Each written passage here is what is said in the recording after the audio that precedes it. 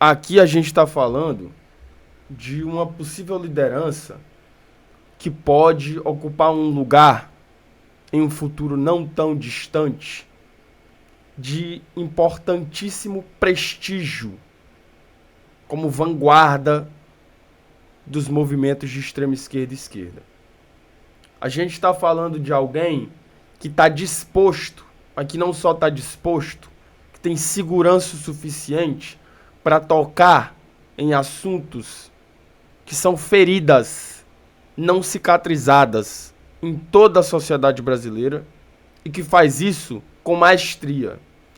A gente está falando de alguém que tem disposição, que tem segurança, que é preciso e que tem assertividade para construir a crítica e projetar ela em quem precisa ser construída e em quem pode ser afetado. A gente está falando de uma liderança orgânica que dialoga com o povo por uma linguagem que é entendida, mas que mais do que isso, que passa confiabilidade, que passa tranquilidade e que passa certeza. A gente está falando possivelmente de alguém que no começo da live eu falei, deveria ter mais atenção, poderia ter mais atenção, mas que é entendido dentro de alguns movimentos de esquerda como extremo demais, como assertivo demais. A gente está falando do homem, tá ligado? Renato, o covarde de Freitas, tá ligadinho? Não tem jeito. Vamos lá, o fim da escala 6x1. Todos, produzir o necessário e redistribuir tudo. Essa é a fórmula. Aqui é diálogo. Aqui é o entendimento de que a política talvez não tenha mudado, mas que a forma de se comunicar mudou. Que é por essa razão que é necessário se adequar. Aqui é um entendimento de que há uma nova linguagem e que a gente precisa se adequar a essa nova linguagem para dialogar com o povo. Que é uma linguagem assertiva, tá ligado? Direta, objetiva. Aqui é esse entendimento, que é um entendimento que alguns políticos de esquerda não têm. Alguns. Em Fortaleza, no estado do Ceará, por exemplo, a gente quase teve uma catástrofe, porque a gente tinha um blogueiro disputando a prefeitura da cidade. E por incrível que pareça, esse blogueiro, produtor de conteúdo político, conseguiu chegar no segundo turno. E quase venceu o segundo turno para ser prefeito de Fortaleza. Sabe por quê? Porque entendeu a forma como o povo entende e dialoga. Porque entendeu que a política é a mesma política, com um novo jeito de falar, com um novo jeito de se comunicar. E um outro político, que é um político profissional, que tem uma trajetória política de longa data e de muito tempo, entendeu que não, que só o lugar de política e que a trajetória política levaria ele à posição de prefeito. Quase não conseguia ser prefeito. Mas ficou tão nervoso e tão descrente que até passou mal quando foi eleito. Precisou ir para o hospital. Então aqui o que a gente está vendo é uma nova forma de se comunicar. É um novo jeito de dialogar com o público. É um novo jeito de capitalizar a audiência política. É aqui que a gente está vendo. E a gente está falando de quem? Renato, o brabo, que deveria inclusive ter mais atenção. São dessas trajetórias orgânicas que a gente está falando. Essas é que precisam ser reconhecidas, porque elas existem na esquerda. Existem. Mas o que acontece é que trajetórias orgânicas por vezes são preteridas. E se dá espaço e atenção a trajetórias fabricadas. Trajetórias fabricadas não dialogam com pessoas reais. Porque a vida real não é fabricada. A vida real não é produzida por uma máquina. Não é pensada e organizada a cada segundo. Ela é vivida. Então a gente está falando de Renato e a gente está falando do fim, da necessidade do fim da escala 6x1. Vai, Atlético Mineiro, eu confio na virada. Agora com vocês. nós na voz.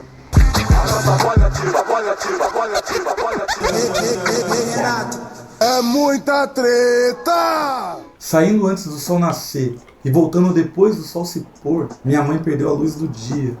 E a oportunidade de acompanhar o crescimento dos filhos, que sem creche e sem rede de apoio, aprendiam a sobreviver nas ruas da Vila Macedo, em Piraquara. Anos depois, aos 15, foi a minha vez. Com a cabeça afundada numa sacola de supermercado, das 2 da tarde às 10 da noite, pacoteiro. Eu ia para a escola de manhã só para dormir. A necessidade atacou cada um dos meus sonhos de escola. E o patrão, oportunista como uma ave de rapina, tentava engoli-los. Diante do balcão, onde se enriquece o patrão, eu assistia a minha vida se esvaziar dentro de um relógio que marca sempre as mesmas horas. Sempre tudo igual. Sempre mais do mesmo. 9 horas por dia. Molecote, o bagulho é o seguinte, vou contar uma parada pra vocês, certo? Eu trabalhava em Fortaleza. Ó o Kleber, querido. Muito obrigado, querido. Eu trabalhava em Fortaleza e eu trabalhava na Aldeota, em Fortaleza. Até então, no ano que eu trabalhava lá no maior prédio da cidade. Vários andares, tal, eu trabalhava numa empresa lá dentro desse prédio. O que acontece? Para eu chegar nesse prédio, eu tinha que pegar o 031, o vulgo Borges de Melo, tá ligado? Quem pega o Borges de Melo na Viriato Ribeiro sabe que o Borges de Melo na Viriato Ribeiro, para chegar até a Aldeota, leva horas. Eu tinha que estar no meu trabalho 8 da manhã. Esse que é o papo. 8 da manhã eu tinha que estar lá, tá ligado? Pegar ali a condução lotada, tarará, várias paradas. Sabe que horas eu tinha que pegar o ônibus para chegar no meu trabalho? 8 da manhã? 6h40, parceria. 6h40 da manhã eu tinha que pegar o ônibus. Se eu perdesse o ônibus de 6h40 e eu pegasse o de 6h50, eu já não chegava a 8. Eu já chegava atrasado. E se eu chegasse atrasado, eu tinha que sair mais tarde para compensar o meu atraso. Tá ligado? Se eu saísse mais tarde, eu chegava em casa quase na hora de dormir. Porque se você pegou um ônibus saindo 5 horas da Aldeota para chegar no Rodolfo Teófilo, que era onde eu morava, em Fortaleza, você pegou esse busão às 5 da tarde, você sabe que pelo menos 6h40, 7 horas você vai estar chegando em casa. É 2 horas de condução, pai. É 2 horas de condução para ir, é 2 horas de condução para voltar. Dá 4 horas. 4 mais 8 de trabalho, dá 12. Dá 12. Com mais 8 horas de sono, dá 20. Sobrou 4 horas. Você acorda que horas para ir trabalhar? Se eu tinha que pegar o ônibus 6h40, eu tinha que acordar 5 horas. De 5 até 6h40, dá 1h40. Dá 1h40. Sobrou 2 horas do meu dia. E são pra quê essas 2 horas? O que é que você faz em 2 horas? Que te resta? O que é que você faz? Tá ligado? O que é que você faz? Eu pergunto pra você que tá me assistindo na live. O que é que você faz em 2 horas que te resta no seu dia? O que é que você faz? Então as estratégias, elas precisam ser muitas. Tá ligado? As estratégias precisam ser muitas. Muitas. A gente tá falando da necessidade de que a gente tenha uma vida digna. A gente tá falando disso. A gente precisa ter uma vida digna. A gente precisa ter dignidade. Mas a gente precisa ter tempo para viver. Porque se a gente não tiver tempo, a gente não vive. A gente sobrevive. E o maior ladrão tá roubando seu tempo. Tá ligado? O maior ladrão rouba seu tempo. O maior ladrão pega o seu tempo como excedente para produzir, para acumular riqueza. Então, a gente precisa se organizar. A gente precisa, cada passo precisa ser dado de forma precisa. Hoje eu tô aqui, amanhã eu vou fazer isso, e depois eu vou fazer isso. O que eu tô buscando? Tempo. Eu tô buscando a melhoria para viver num mundo digno. Eu tô buscando um novo mundo. Mas esse novo mundo eu não vou construir ele amanhã. E eu não vou construir sozinho. Amanhã eu tô precisando de tempo, tá ligado? E o que eu vou fazer para ter tempo? A gente tem que se organizar. Tá ligado? A gente tem que se ver no futuro, não tem o que fazer. A gente tem que olhar pro futuro, a gente tem que estar lá. Com tempo, tá ligado? Com dignidade, com um bom lugar pra dormir, com um bom lugar pra morar. Tá ligado? A gente tem que estar nesse lugar. Então esse que é o papo. Mas vamos voltar para o homem. Renato. 6 dias da semana, 11 meses por ano, 35 anos da vida, em troca apenas do mínimo da sobrevivência, sem chance significativa de subir na vida. No Brasil são necessárias 9 gerações, isto é, 180 anos, para que alguém saia lá da classe E, pobre e fudido, e chegue à classe C, pobre e iludido. Ou seja, a prole é pobre quando nasce, e o proletariado mais ainda quando morre. Rick Azevedo é mais um número dessa estatística. 9 horas por dia, 6 dias por semana, como balconista de farmácia há mais de 10 anos. E num dia de folga foi surpreendido por uma ligação da chefia dizendo que ele teria que chegar no outro dia mais cedo. Rick desabafou nas redes sociais e seu vídeo viralizou no TikTok. Gente, eu tô aqui revoltado com essa escala 6x1. Sério, eu tô querendo saber. Alguém tem essa informação pra me dar? Quando é que nós, da classe trabalhadora, iremos fazer uma revolução nesse país? Aqui, eu não sei se vocês conhecem o Rick, se vocês já acompanharam o Rick, tá ligado? Eu não sei se vocês conhecem ele, se vocês já acompanharam ele. Mas isso aqui é uma trajetória. Isso aqui é a emergência. Boa noite, Lívia, querida, tudo bem? Isso aqui é a emergência de uma trajetória orgânica. Isso aqui é a emergência de alguém que está disposto a dialogar com o povo de uma forma objetiva. Isso aqui é alguém que reconhece a necessidade de diálogo para um outro canal, para uma outra linguagem, de uma outra forma. E essa linguagem aqui, a emergência dessa trajetória aqui foi reconhecida. Tá ligado? De que forma? Hoje a gente está falando em termos de democracia social burguesa, tá? De que forma? Hoje ele ocupa um lugar.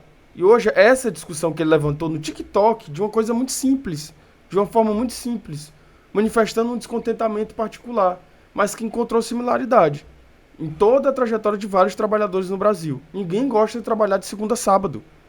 Ninguém gosta.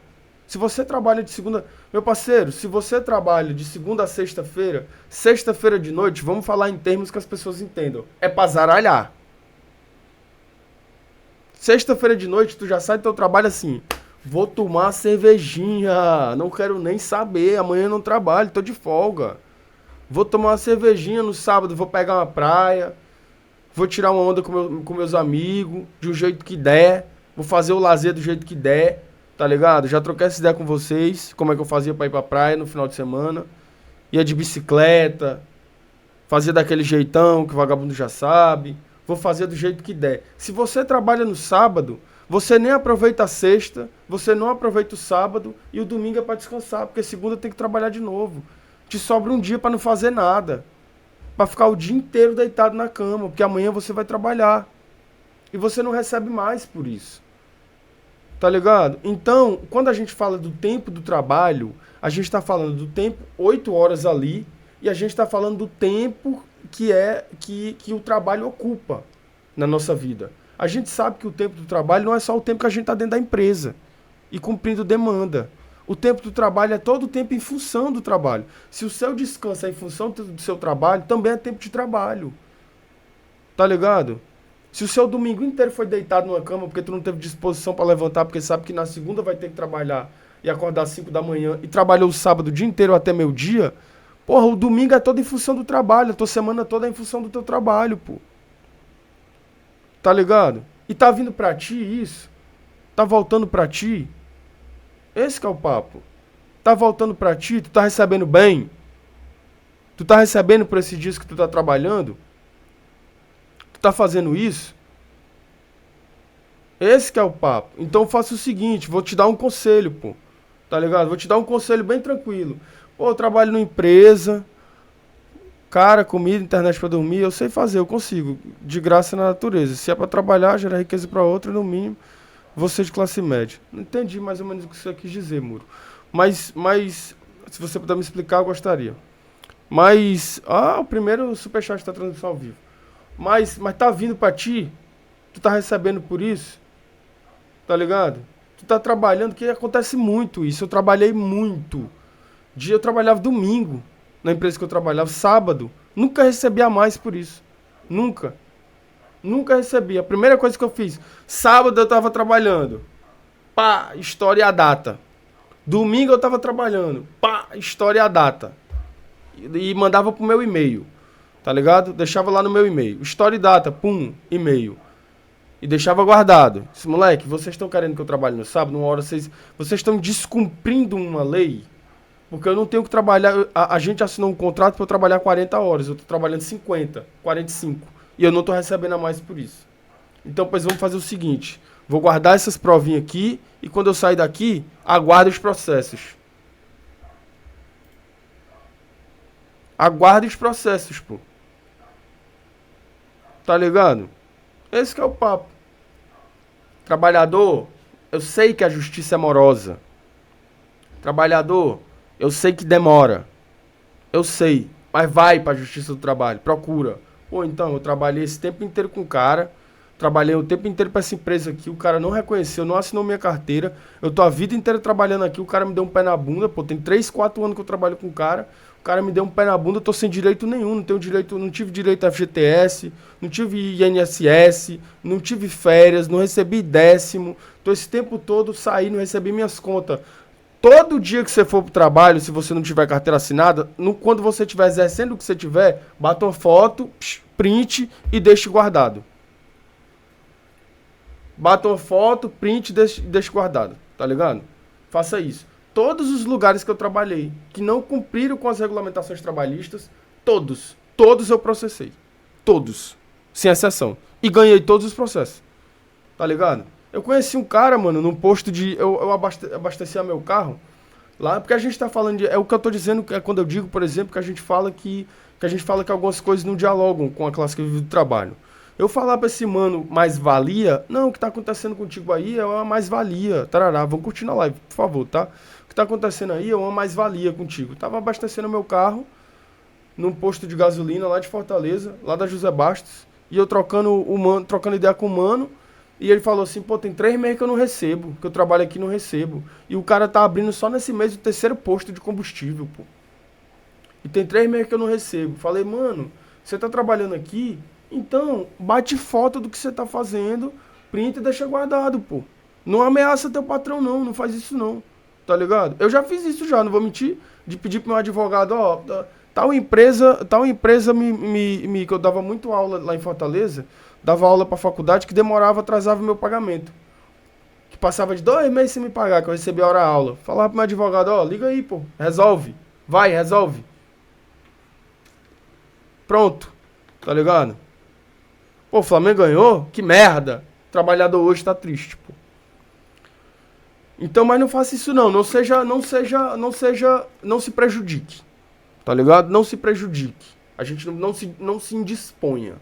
Tá ligado? O que você faz? Moleque, vou aqui bater foto. Tô batendo todas essas fotos aqui. Vou deixar essas fotos aqui todas arquivadas. Vou deixar guardadas todas. Vou reunir a quantidade de provas possíveis. Vou pegar todos os recibos que eu recebi dos salários, dos meses que eu não recebi. Vou guardar tudo. Quando terminar aqui, vou na Justiça do Trabalho. Ponto.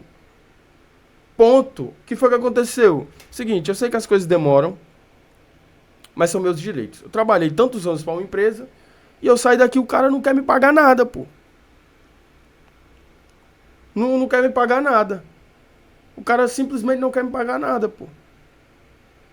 14 anos que eu trabalhei com o cara, tá ligado? 5 anos que eu trabalhei com o cara não assinou minha carteira, o cara me pagava, às vezes pagava um tanto, outras vezes pagava outro, outra hora pagava, outra hora não pagava, era o que acontecia.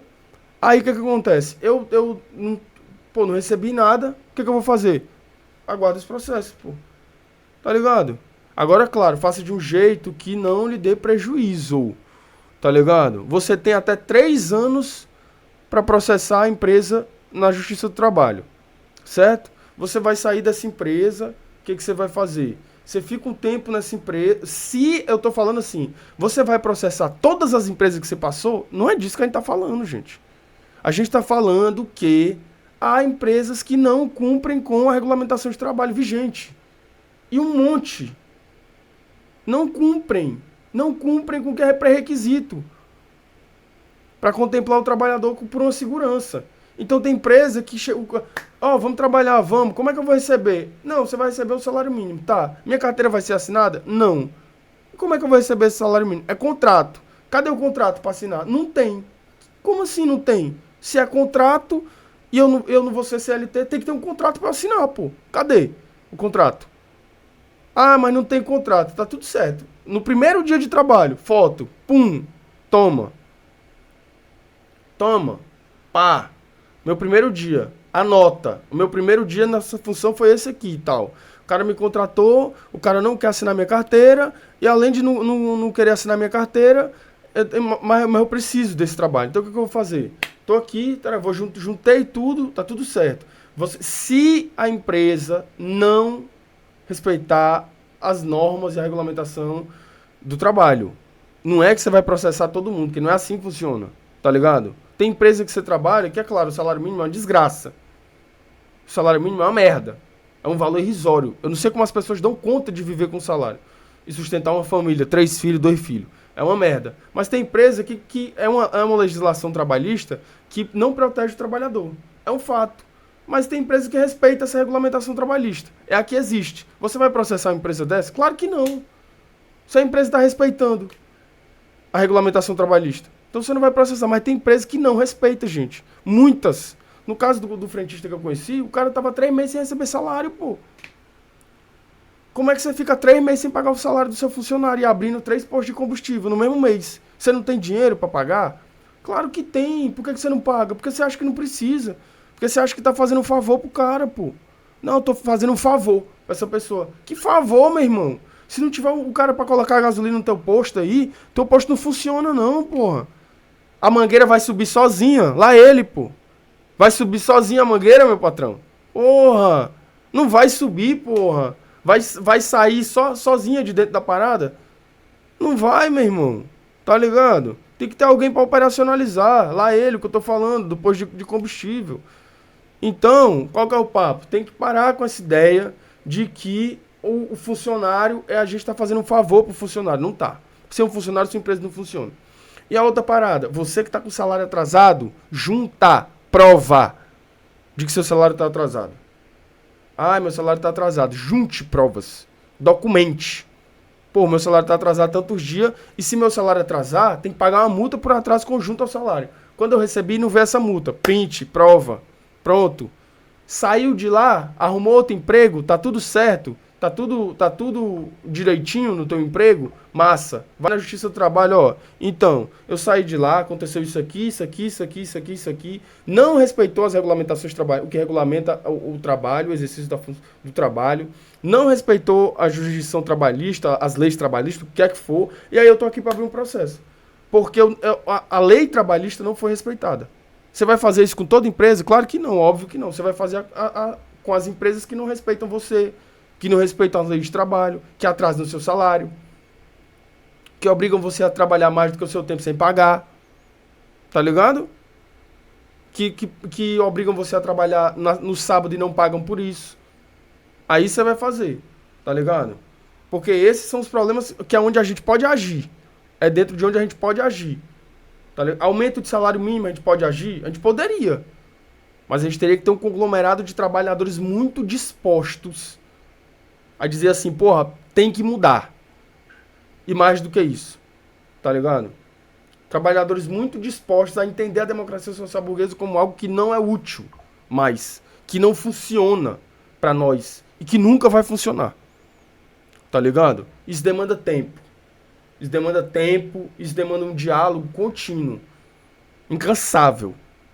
Tá ligado? Cada pessoa tem um tempo na Terra e esse tempo é sagrado. Sacrificar o tempo na Terra para gerar riqueza para outras pessoas. Olha aí, até um religioso, que no caso é o Muro, tá ligado? Até o religioso Muro trouxe um argumento religioso aí. É contra a vontade de Deus tirar o tempo do trabalhador. Porque Deus deu um tempo para o trabalhador viver na terra, experimentar a vida. Se o patrão tira esse tempo do trabalhador, é contra a vontade de Deus. É por isso que Deus diz que é mais fácil passar um camelo num buraco de uma agulha do que um rico entrar no reino do céu. Porque Deus sabia que a natureza da riqueza viria a ser pecaminosa.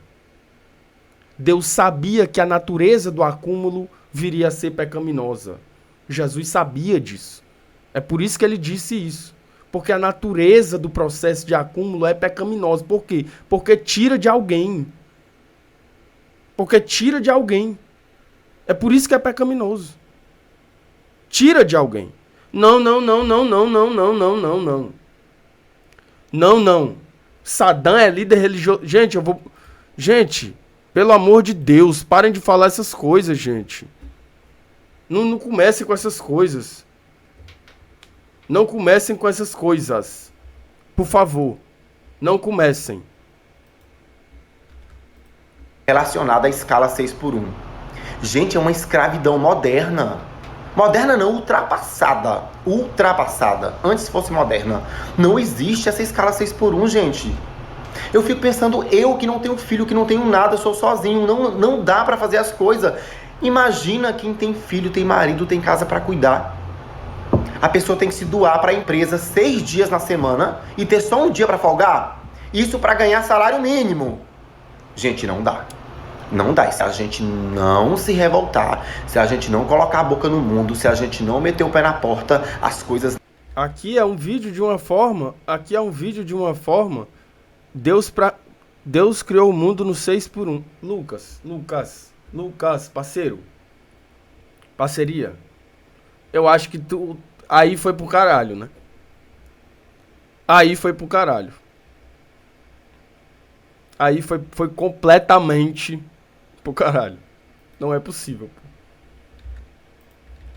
Não vão mudar. Eu quero saber quando que nós, da classe trabalhadora, iremos se revoltar contra essa escravidão ultrapassada chamada escala 6x1. Bizarro. Sério, velho. Não dá. E não foi à toa que o vídeo correu aos 4 cantos. Porque em todo o país, milhares e milhares de pessoas se veem no RIC, porque sofrem com essa escala de 6x1. Nos comércios de rua, shopping, supermercados... Mas não se veem só pela discussão, se veem representadas. Desde a linguagem, a forma, ao jeito, porque é. E não porque pretende ser. É o que o Galo estava falando. Porque é. Não é a estética que se força, é a estética que dialoga, porque se reconhece. Porque é assim. Fábricas, telemarketing.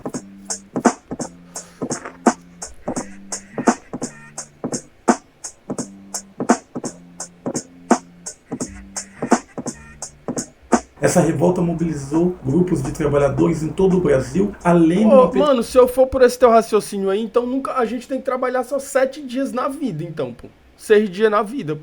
Porque Deus trabalhou 6 dias na vida, criou o mundo e pronto. Tá ligado? E pronto. Aparece vez ou outra na Bíblia, né? Apareceu algumas vezes, pá. Inclusive até pra destruir o mundo que ele criou. E aí? E aí?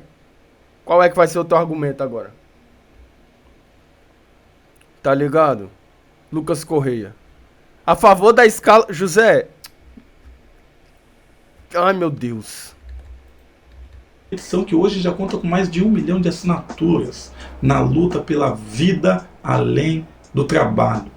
Em maio desse ano, a deputada Erika Hilton trouxe a demanda do movimento Vida Além do Trabalho para o Congresso e começou a desenvolver uma proposta de emenda à Constituição solicitando a revisão da escala 6x1 e a criação de jornadas de trabalho mais equilibrada. Estou aqui com o Rick Azevedo, liderança importante do VAT, Vida Além do Trabalho. Sabemos agora de uma reunião no Ministério do Trabalho, estamos aqui em frente ao Ministério do Trabalho, apresentando ao ministro a nossa PEC para o fim da escala 6x1 e também o que é esse movimento organizado por milhares de trabalhadores em todo o Brasil que sabem que a escala 6x1 é uma escala desumana e uma escala que tira do trabalhador o direito ao lazer, ao estudo, à qualidade de vida. Que tira o direito a muita coisa. E tem uma parada, deixa eu te falar. Babão do chefe, babão do chefe, babão do chefe, sempre tem aquele, né? Pobre premium, pobre de direita, deixa eu te falar. Tu, babão do chefe, tu vai estar na loja até o meio-dia do dia 24, tá ligado? O teu chefe tá em Aspen. Tu vai estar na loja até o meio-dia do dia 24. Tá ligado? O teu chefe vai estar em Aspen com a família dele há pelo menos 7 dias. Onde é que fica isso? Eu nem sei, eu só sei que os ricos falam desse lugar. Não sei nem onde é que fica. Eu não sei nem se é um lugar mesmo, mas eu acho que é. Tá ligado? Então te liga, porra. Fica em Minas Gerais. Aí, o mano falou, fica em Minas Gerais, Aspen.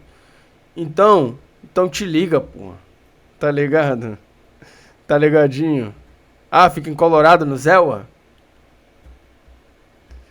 Pô, aqui em Natal tem um Aspen também. Será que é esse que o pessoal fala? Eu sou seu babão. Acho que fica em Belfor Roxo. Ah, galera, fica em Belfor Roxo, pô. Fica em Belfor Roxo.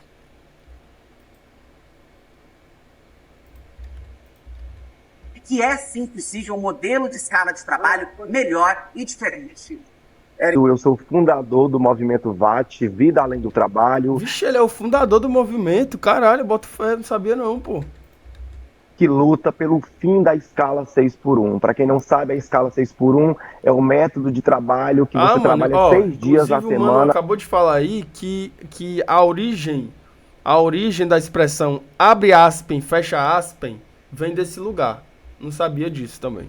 Muito obrigado, querido. Trazendo sempre muito conhecimento para nossa live. Para apenas um dia de folga. Em junho, aqui o que a gente está fazendo aqui, pública que pretende debater o tema. O que a gente está fazendo aqui é trazer repertório sociocultural para você usar no Enem, pô.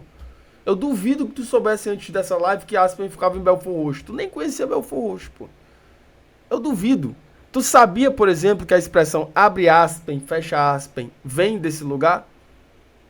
Que é do Rio de Janeiro? Aí tu vai pro Enem, tu não me usa uma referência dessa. Tu usa outra referência. Aí, mano, fica muito complicado pra nós. A gente tá aqui produzindo o teu repertório sociocultural, parceiro. Pra tu usar no Enem. Tá ligado? Esse que é o papo. De Belfor Roxo pro mundo, simplesmente. O deputado pastor Marco Infeliciano, do PL, argumentou contra... O deputado pastor Marcos Infeliciano. Eu curti isso, eu não posso deixar de dizer que aí ele foi legal. Proposta. Pelo que eu entendo aqui, é se propor que... Olha aqui, outra informação importante. Aspirante também vem de aspen, que vem da expressão abre aspen, fecha aspen. Olha aí. Moleque, aqui é repertório sociocultural, pô, não tem jeito. Essa Câmara dos Deputados se debruça sobre um assunto para diminuir a jornada de trabalho do trabalhador brasileiro. Parece que para 4 dias da semana e diminuir ainda para 6 horas de trabalho. Eu acho isso uma excrescência, pessoalmente falando, né? Acho que o ser humano ele é digno do seu trabalho e todo trabalho dignifica o homem. E nós temos um país que precisa crescer. E só há crescimento se houver trabalho. Democracias sérias e maduras. Aí... Meu irmão, isso aqui trabalha 3 vezes na semana, viu? Se trabalhar. Aqui trabalha 3 vezes na semana, aqui, ó. 3 vezes na semana. É o que faz esse aqui. Vai 3 vezes pra lá. Tá ligado? Se for. Mas ele acha... E uma coisa que eu acho importante da gente falar na democracia social burguesa é que é o seguinte. O burguês... na democracia social burguesa, o político, ele não legisla para si. Tá? Ele não legisla para si. As leis que implicam na nossa forma de viver, no nosso cotidiano, não atravessam, e mais do que isso, não definem a experiência social de quem ocupa o lugar do fazer político. Que é o político. Então, esse cara, ele não tá legislando pra ele. Esse cara não tá definindo pra ele. Ele tá definindo pra você. Tá ligado? A decisão dele vai implicar na sua vida, de modo que vai transformar a sua vida de forma objetiva. Na dele, não vai. Se ele aprovar a escala 6x1, o fim da escala 6x1, ele vai continuar trabalhando 3 dias por semana. Se ele não aprovar o fim da escala 6x1, ele vai continuar trabalhando 3 dias por semana. E se ele não quiser, ele nem trabalha mais, porque ele já é aposentado. Porque ele tem direito ao aposento. Só por estar no lugar nesse lugar que ele está. Trabalhando depois de 4 anos. Depois de 4 anos o cara se aposenta. Você acha que ele está legislando para você, pra você ou para ele? Para ele. É para ele que ele está legislando. Então a gente tem que ter atenção disso. Atenção disso. É disso que a gente precisa ter atenção. Quem são esses caras? Tá ligado? Quem são esses caras? Esse que é o papo. Vocês estão curtindo a live?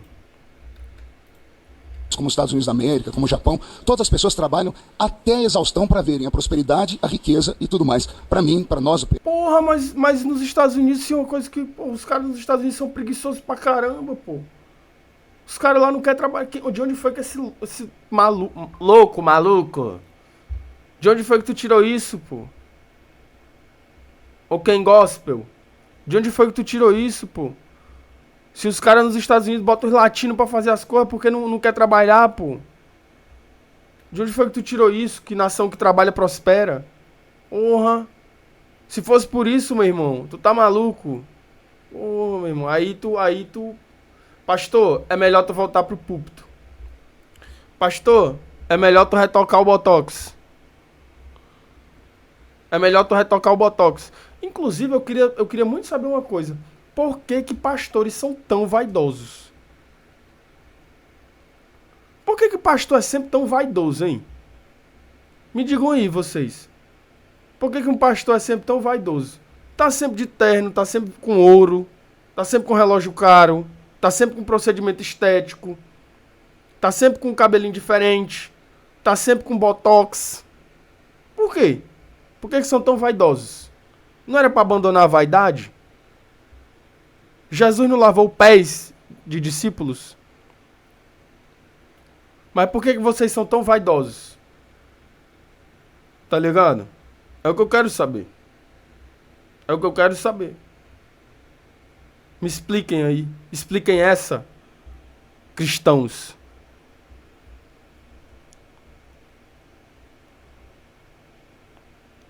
O cara cita o Japão como exemplo, sendo que no Japão tem um termo chamado karoshi. Karoshi ou karoshi? Que é quando a pessoa trabalha literalmente até a morte. Olha aí.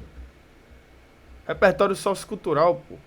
Repertório sociocultural pra vocês. Tá ligado? Repertório sociocultural. Carochinha? Não. Karoshi. Karoshi. Inclusive, o maior método de trabalho social ou de ação social que o governo possa fazer para o ser humano é dar a ele trabalho. Então, por ser nesse quesito, nós nos declaramos contra o requerimento e pedimos aí que seja retirado de pauta. Prosperidade para quem? As pessoas... Karoshi, que trouxe ao Brasil o tal do conto da carochinha. Aqui é repertório sociocultural. Já estão trabalhando até a exaustão. E o que estão ganhando com isso? Adoecimento físico, psicológico. Entre 2007 e 2022, só no SUS, sem contar os atendimentos privados, foram quase 3 milhões de casos de doenças ocupacionais, devido a lesões por esforço repetitivo, acidentes, contaminações, problemas nos músculos, nos ossos, uma série de doenças. Pô, eu tenho uma lesão por esforço repetitivo, tá? Por causa do meu trabalho aqui na minha mão, tá ligado? Lá ele, tá ligado? E tem um tendinite aqui, tem um bucite aqui no ombro, tem um tendinite na palma da minha mão. Por causa de trabalho. Em 2022, o Anuário Estatístico dos Acidentes de Trabalho registrou mais de 11 mil casos de afastamento do trabalho, por condições ligadas à saúde mental, como depressão, ansiedade, bipolaridade e a síndrome do esgotamento do trabalhador, burnout. A Associação Internacional de Controle do Estresse e da Tensão informou que em 2021 o Brasil foi o segundo país do mundo com mais casos de burnout. Cerca de 30% dos trabalhadores naquele ano sofriam com a síndrome. Tem outra parada também que esse mundo do trabalho tem... Pô, não sei se vocês têm percebido o advento, a constante emergência de um discurso de resiliência. De repente a felicidade passou a ser muito mais procurada. De repente se passou a dar muito mais atenção à performance, tanto física quanto produtiva. De repente o mundo fitness ganhou um boom. E de repente a gente passou a ver a emergência de um discurso coachizado de forma latente na sociedade brasileira. Então o mundo de produção, como é o mundo de produção do trabalho no Brasil, é um mundo que gera coisas como essa. Mas não só no Brasil, no mundo inteiro. Se você precisa se motivar constantemente, todo dia você precisa escutar uma motivação, tem alguma coisa errada. Todo dia você precisa se motivar. Todo dia você precisa ouvir que tem que produzir mais. Todo dia você precisa ouvir que a performance da produção é o que vai fazer você ser um ser humano melhor e viver melhor. Então tem alguma coisa errada. Então essas coisas absurdas, elas também acontecem em decorrência de um modo de produção que precisa encontrar aqui, nesse lugar, um trabalhador pacificado. Um trabalhador disposto a produzir mais e encontrar felicidade nisso. Que é enriquecer o patrão. Leiam o Psicopolítica e Novas Técnicas de Dominação do Byung-Chul Han. Que vocês vão pegar a discussão. Um relatório da Organização Mundial da Saúde, em conjunto com a Organização Internacional do Trabalho, Vocês estão curtindo a live? aponta que trabalhar mais de 40 horas semanais com frequência pode gerar problemas fatais. Entre 2000 e 2016, cerca de 750 mil pessoas morreram de derrame ou doenças cardíacas devido às longas jornadas de trabalho. Em 2010, uma fábrica chinesa de iPhones chamada Foxconn chegou a colocar em seus prédios redes de segurança para tentar impedir que os funcionários se jogassem pelas janelas do edifício. A empresa contabilizou mais de 10 casos de suicídio em apenas um ano. À época, as denúncias eram de que os funcionários tinham longas jornadas de trabalho e as chefias aplicavam uma disciplina militar. Para se defender, a Foxconn criou uma declaração de não suicídio para que os empregados assinassem. Está contratado, o trabalho é puxado, é adoecedor, mas vê se não se mata no trabalho, hein? Cômico, se não fosse trágico. Viver para trabalhar, da infância até a velhice, eis as regras do jogo.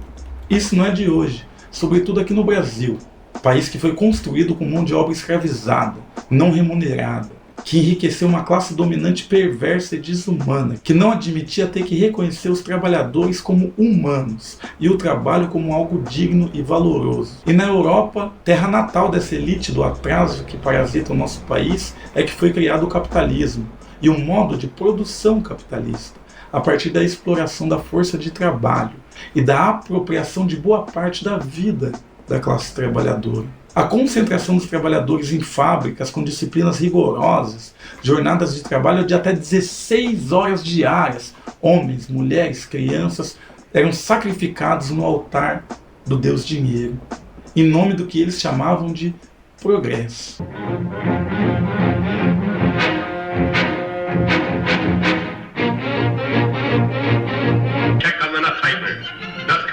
Desolador, os trabalhadores passaram a se organizar em sindicatos e movimentos sociais a fim de cobrar a redução da jornada. Uma conquista histórica que representou mais tempo de vida para os trabalhadores. Há uma questão reveladora nessa reivindicação. Quanto mais tempo de vida ele vende para o patrão, menos tempo de vida ele tem para si, para sua família, para os seus amigos, para sua comunidade.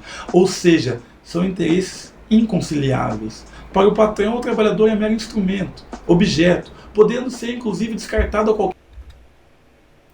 Inconciliáveis. São interesses inconciliáveis. Só para deixar bem demarcado. qualquer momento. Já o trabalhador, na defesa do seu interesse legítimo, luta para ver a sua existência não ser reduzida ao trabalho. Se a gente trabalha para viver, por que a gente se mata? Você me espere no banheiro, bem rapidinho. Bebi muita água, pô. De trabalhar. Curioso é que a jornada de 5 dias semanais, que eu volto bem rápido, ao invés de 5 6 minutos, não, dias bem como menos. conhecemos hoje, tem suas raízes nos Estados Unidos, no início do século XX. Em 1910, a fábrica têxtil New England Cotton foi pioneira na implementação de uma jornada de trabalho de 5 dias para os seus funcionários judeus, permitindo-lhes guardar o sábado, dia sagrado no judaísmo. A ideia se espalhou e em 1926, Henry Ford tornou-se conhecido por fechar suas fábricas aos sábados e domingos. Ford foi também o responsável por estabelecer 40 horas semanais como jornada de trabalho ideal. Mas ideal para quem? Mesmo que tenha sido uma conquista para a época, a jornada de trabalho de 5 dias na semana e 8 horas por dia é hoje alvo de questionamentos e críticas.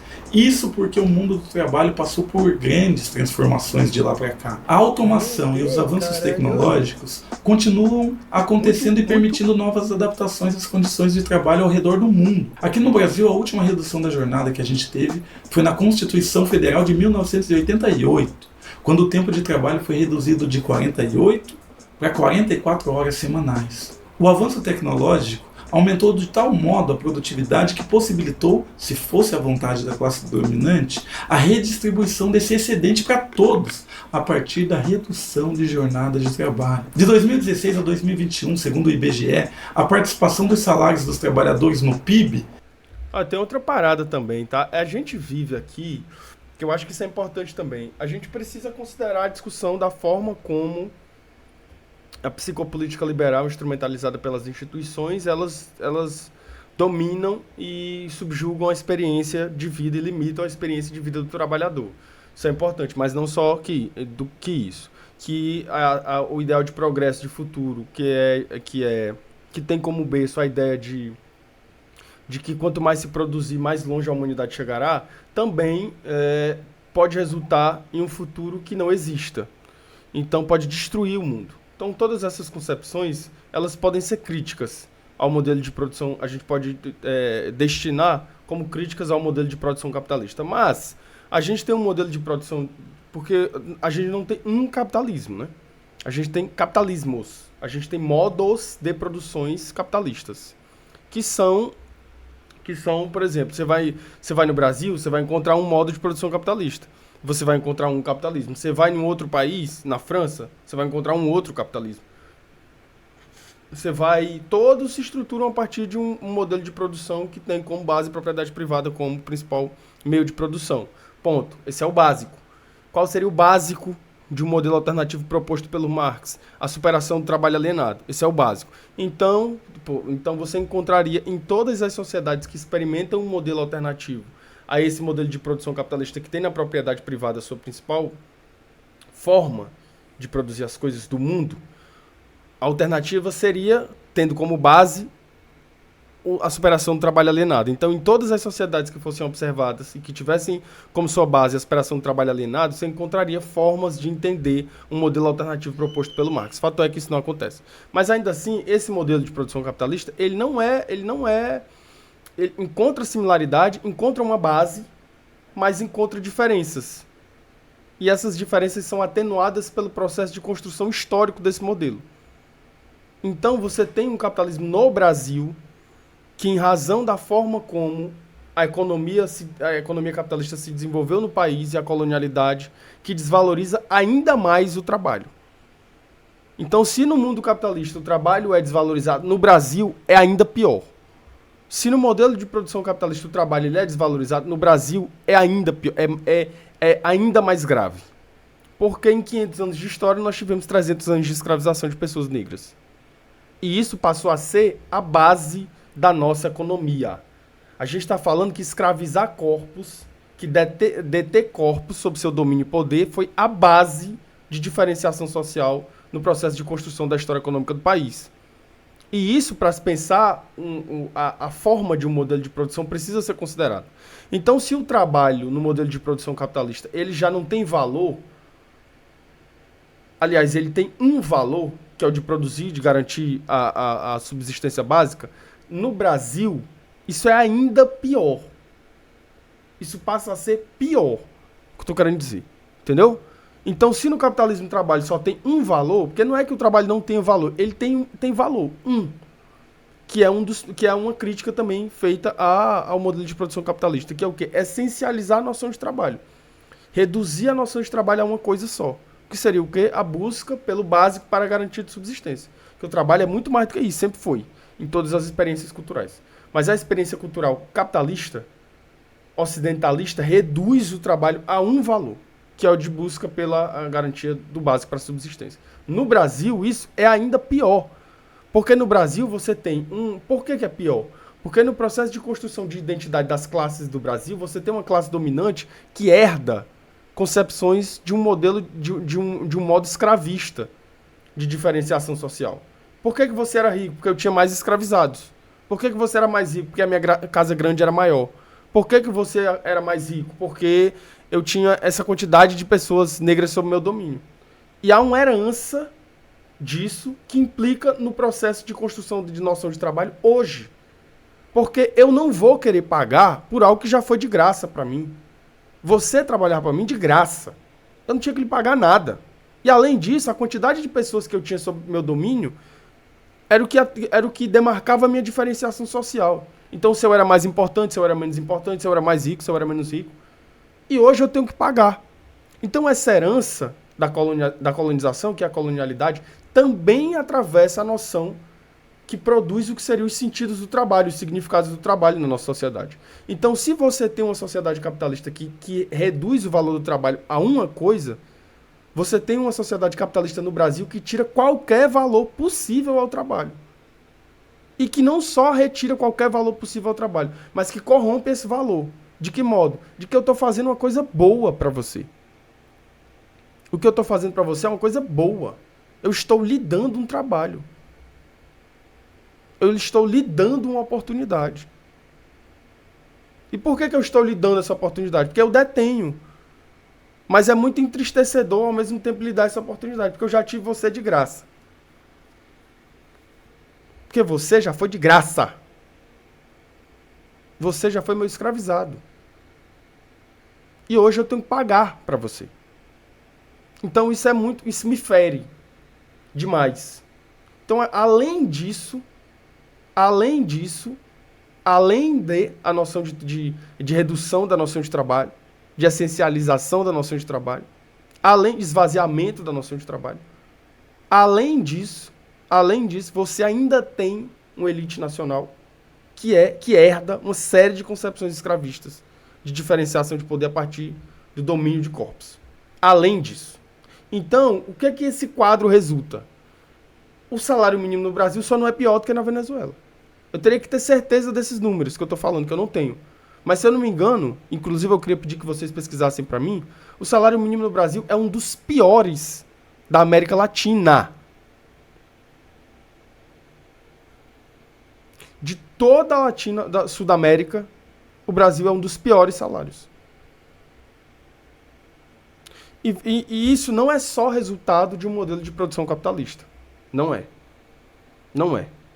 É também resultado de 300 anos de escravização de corpos. É também resultado. Então precisa ser considerado também, né? Vão curtir na live. Diminuiu 13%. Já os lucros das empresas cresceu 16% no mesmo período. Então, se os salários não aumentaram, nem a jornada de trabalho diminuiu, todo esse ganho excedente, que é resultado do aumento da produtividade, está sendo apropriado exclusivamente pelas empresas, sem distribuição entre os trabalhadores. Além da PEC para reduzir a jornada de trabalho, há também o projeto 1105 de 2023, que tramita na Comissão de Assuntos Econômicos do Senado. A proposta tem por finalidade a redução da... Segundo pior da América. E aí tem um mano falando assim, a culpa não é da CLT. Gente, se não houvesse CLT no Brasil, a gente sequer receberia salário mínimo. Quando a gente... que é um discurso... Eu não sei, sinceramente, como é que esse discurso cola. Porque para uma pessoa cair numa conversa dessa, ela tem que ser muito total do juízo. Eu vejo algumas pessoas falando assim, não, o que limita o patrão no Brasil e o funcionário de ganhar mais é o salário mínimo. Porque se não tivesse salário, o patrão ia poder pagar mais do que o salário mínimo estipula.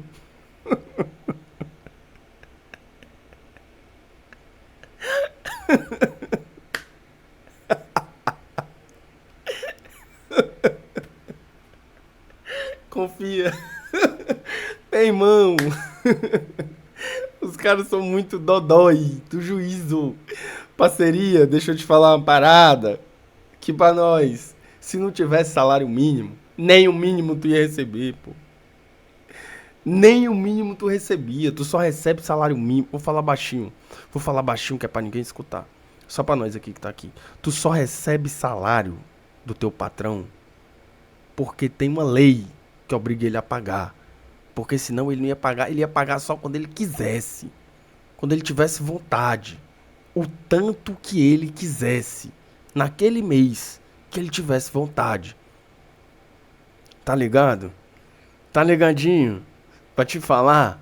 Porque se tu fala um discurso merda desse. Merda. É porque tu tá vivendo em Nárnia, pô. Tu não tá vivendo. Nós não estamos vivendo o mesmo mundo. Nós não estamos vivendo o mesmo mundo. Eu tenho um amigo que foi fazer formado em engenharia. Tá ligado? Amigo não. Ele é casado com uma amiga minha, que estudou comigo a vida inteira, tal. O sonho dele era fazer engenharia, fez engenharia aqui no Brasil, no IFCE, saiu daqui, foi fazer uma especialização em Portugal. Tá ligado? Chegou lá em Portugal, foi com a cara e com a coragem. Foi com a cara e com a inteligência. Chegou lá em Portugal, levou um dinheiro, conseguiu juntar um dinheiro, levou. Chegou lá, arrumou um emprego. O cara falou assim, é tanto, aqui é tanto pra trabalhar. E ele falou assim, tá, vou trazer, como é que a gente faz aqui pra começar a trabalhar? Você pode começar hoje, inclusive, tá. E como é que é o pagamento? É tal dia. E os documentos pra assinar? E o cara, hã? É a regulamentação que me protege. Pra eu assinar aqui um documento, pra eu receber esse dinheiro. Ele falou, não, é na palavra. É na palavra. Moleque, o cara atrasava o salário dele todo mês. O cara nunca pagava completo.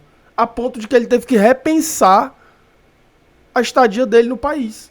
Porque ele foi pra fazer uma formação e não tava conseguindo dar conta porque não recebia o salário. Que ele tinha que receber porque era o patrão. Que pagava na palavra, na integridade.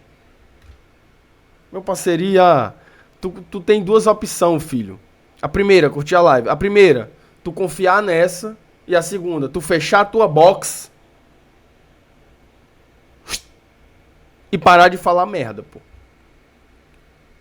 A segunda opção é essa. Porque tu confiar nisso aí, meu parceiro. Sinceramente.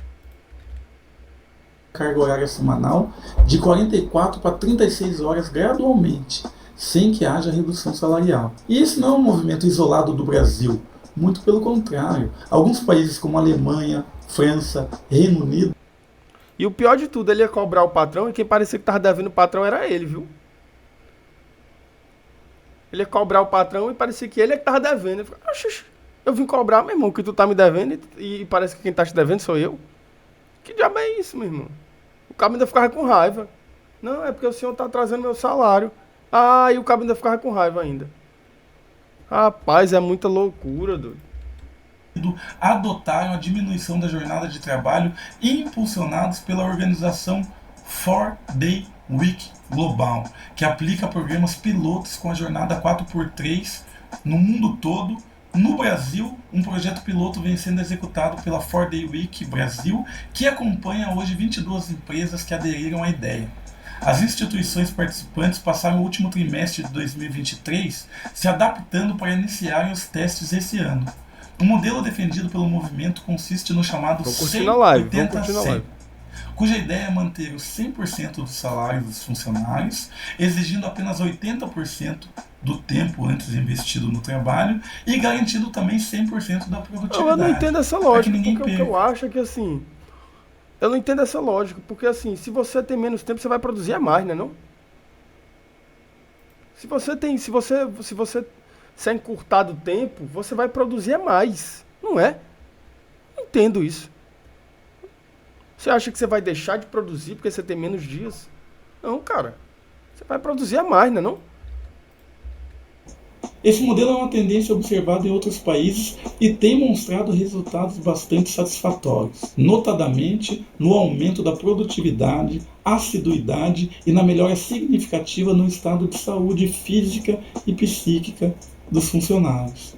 No Reino Unido, por exemplo, um teste foi feito ano passado com 61 empresas e mostrou que 39% dos trabalhadores passaram a se sentir menos estressados após a mudança. 79% relataram redução de sintomas de síndrome de burnout e 54% notaram mais facilidade para administrar a vida pessoal e a vida profissional ao mesmo tempo. Então, por que não adequar o modelo 100, 80, 100 à realidade brasileira e buscar resultados práticos na qualidade de vida dos nossos trabalhadores? O mano tá falando de Portugal. Aqui em Portugal, a maioria dos lugares tem escala 6x2 e 5x2 e adivinha. Nenhum empresário morreu, juro pra vocês. Moleque, você tem certeza que nenhum empresário morreu? Eu queria te perguntar isso, porque assim, eu tenho uma dúvida, porque, por exemplo, eu acho que, tipo assim, quando assinarem o fim da escala 6x1, eu acho que isso vai afetar diretamente a saúde e a integridade física dos patrões. E eu acho que na hora eles vão morrer. Tem certeza? Tu tem como afirmar isso com convicção? Eu acho muito difícil, Vinícius Vioto. Tu me falar isso agora assim, certeza, chefe. Quando assinaram a lei, ninguém morreu. Porque eu acho que no Brasil vai ser diferente. Eu acho que no Brasil, quando assinarem a lei, o patrão vai sentir uma dor no coração e vai cair no meio da rua. Igual a PEC das domésticas. Eu não lembro, eu não sei se vocês lembram disso, mas a gente teve, inclusive, uma epidemia de mortes de patrões e de patroas depois que assinaram a PEC das domésticas. Eu não sei se vocês lembram disso. Mas as patroas, elas começaram a cair do nada, sozinha no meio da rua. E os patrões. Eles estavam andando aqui benzinho, pá, caía no chão. Morria. Porque assinaram a PEC das domésticas. Incrível, eu não sei o que foi. Mal súbito. Deram até um nome pra isso. Mal súbito da PEC. Mal da PEC. Eu não sei se vocês chegaram a lembrar disso. Mas o mal da PEC foi sério demais. Sério demais. Várias patroas andando no meio da rua. Pá, caía, morria. Quando a gente via a madame com a bolsona grande, já sabia. Isso aí morreu porque teve que assinar uma carteira, pô. Lamentável. Foi um período de muito luto no Brasil. Eu não sei se vocês lembram disso. Mas foi um período de muito luto. Vidas patroas só. Nossa, começaram um movimento depois. Vidas herdeiras importam. As vidas herdeiras importam. Hoje, inclusive, esse movimento tem em seu algoz e principal figura Jorginho. O menzinho, pô. O menzinho. Vidas herdeiras importam. Foi um movimento seríssimo, inclusive, esse. Não sei se vocês lembram, pô. Inclusive, esse movimento foi o responsável por tirar... Olha a força desse movimento. Tirou uma presidenta do poder do país. Olha como é forte esse movimento. Isso foi uma reviravolta. Porque vocês eram muito novos, vocês vão acabar não lembrando. Mas esse movimento inteiro das patroas, chamou o movimento das patroas. Todo esse movimento, porque várias patroas começaram a andar pela rua e começaram a cair no chão. Um mal súbito. E em todos os relatos era por quê? Porque tinha assinado, todos os relatos estavam isso. Assinei a carteira da minha doméstica ontem. E aí no dia seguinte morriam, tinha um mal súbito. E aí isso gerou um movimento gigante no país.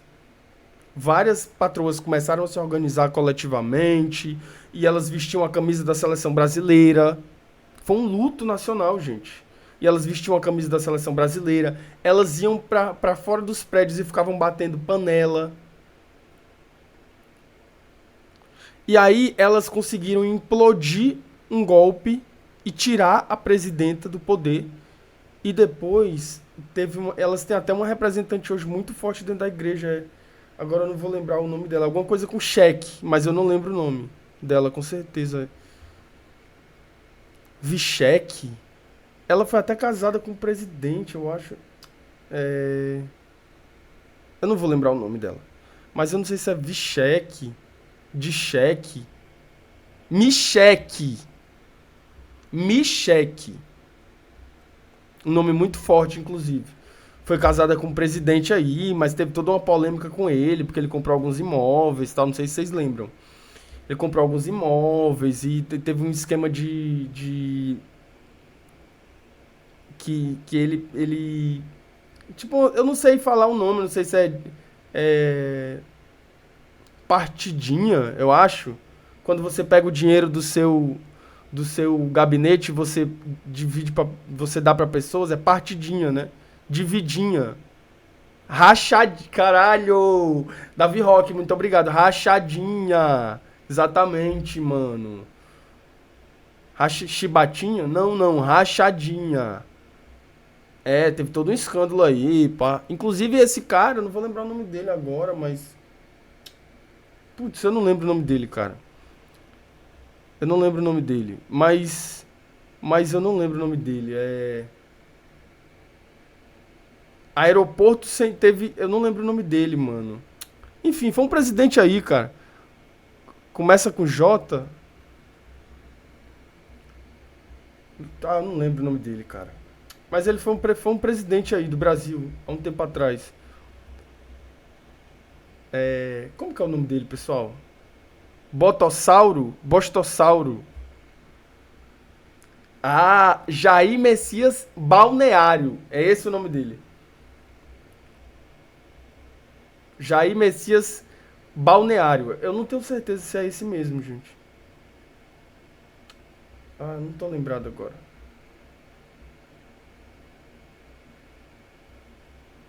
Mas é alguma coisa parecida com isso. Eu não lembro agora.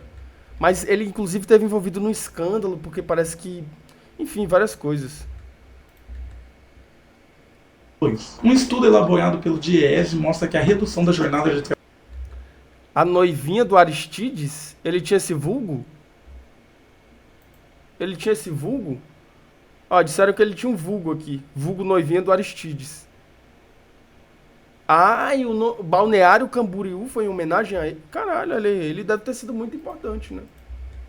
Trabalho para 40 horas semanais, sem redução de salário, tem potencial de gerar mais de 2,5 milhões de novas vagas de emprego no Brasil. Esse dado é de extrema importância num país como o nosso, que conta com mais de 8 milhões de pessoas desempregadas. Ao contrário do que disse Bolsonaro em 2018, que para ter mais emprego era preciso reduzir os direitos. Quantas vezes eu disse durante a campanha gente. Era dele, pessoal, era dele que a gente tava aí, era dele que a gente tava falando. Mas falaram um nome diferente pra ele, né?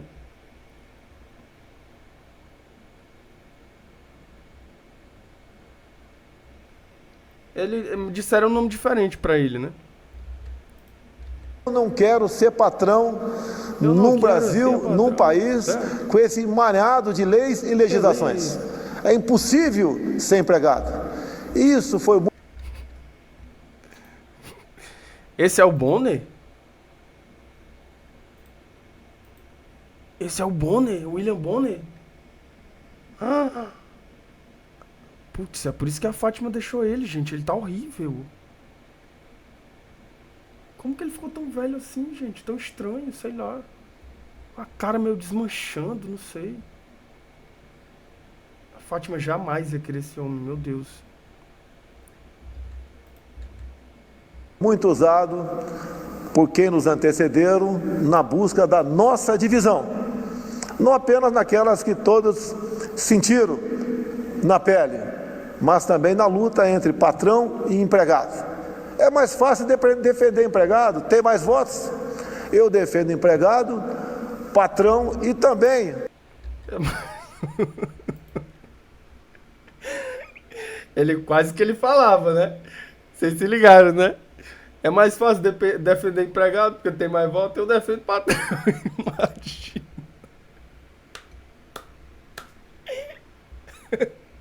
Mano, ele quase que falava, viu?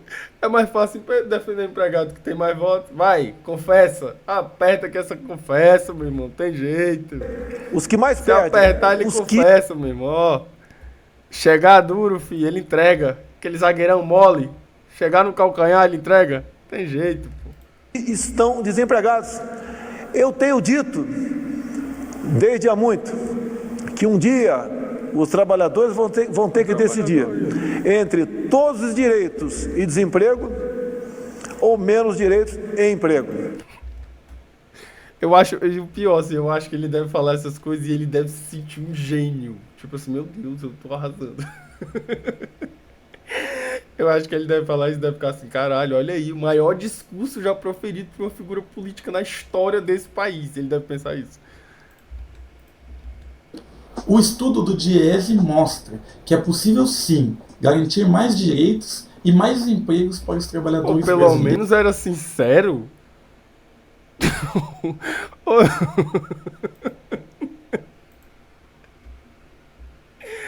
Ô, Thiago, pelo menos era sincero. Peraí, paizão. Peraí, caralho.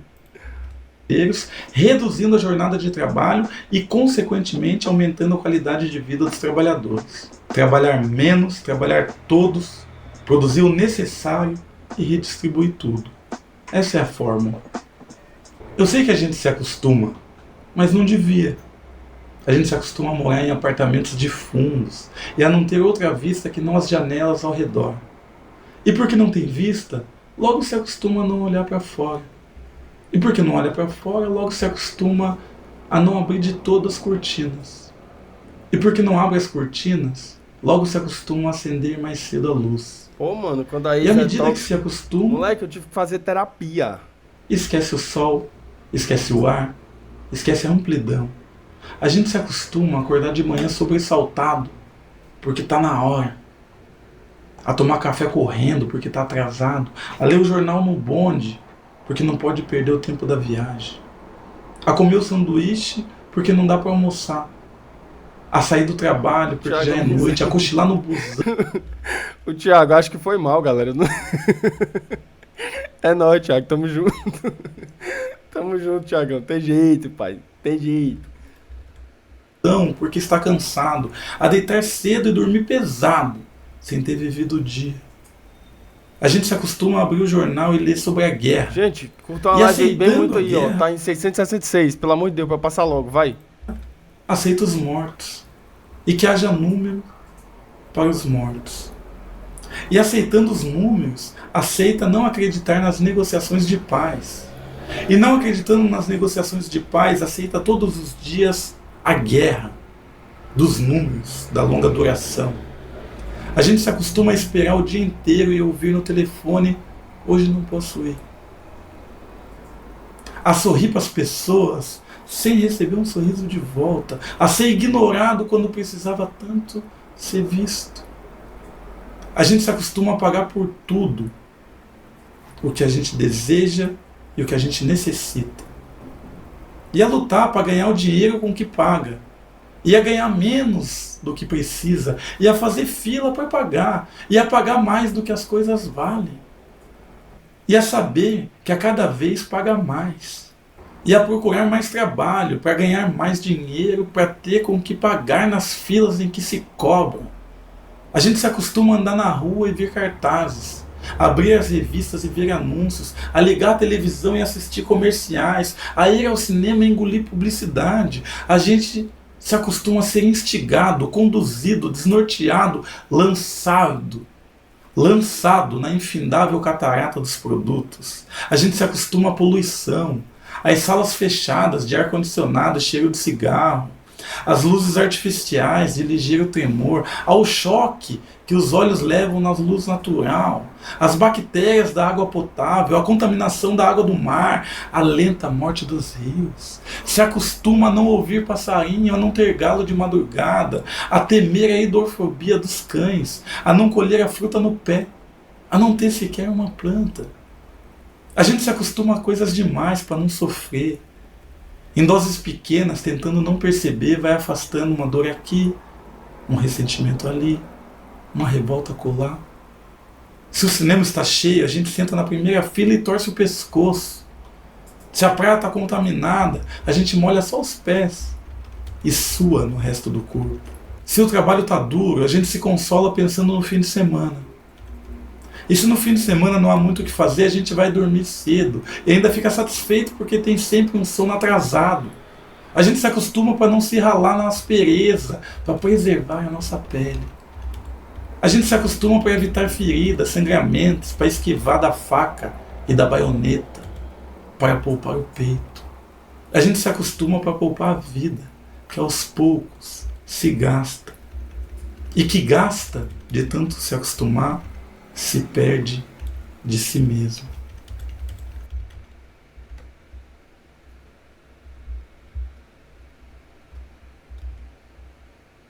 Caralho, que foda, pô. Responda para mim, Thiago. Responda, não é mesmo?